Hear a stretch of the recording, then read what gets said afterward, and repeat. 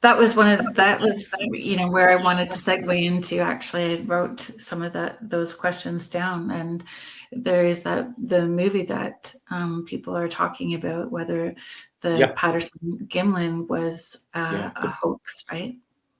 Which that's been an ongoing debate now for decades, and I think it's interesting. We'll never know for sure, but it is fun to debate. The Patterson-Gimlin film is you can make a strong case for it being a fake. You can make a strong case for it being genuine too.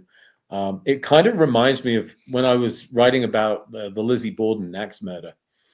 One of the smartest things that I saw written about it was a commentator that said, it's hard to see how anybody but Lizzie Borden could have committed the murders.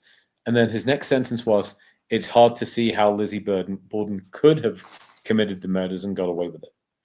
In other words, she's both the prime suspect and the only suspect, and you can make a strong case either way. You can play devil's advocate and either side of the argument.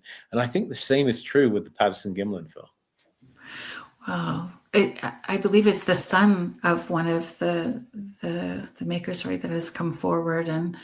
But that being said, it's been almost 60 years and no one has been able to recreate it.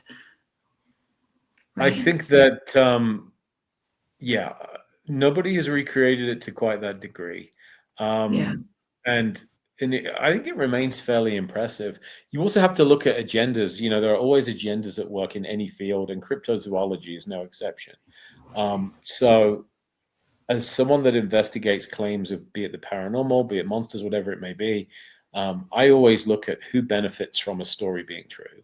So in other words, the Patterson-Gimlin film, there was a financial motive for releasing that. It did make money.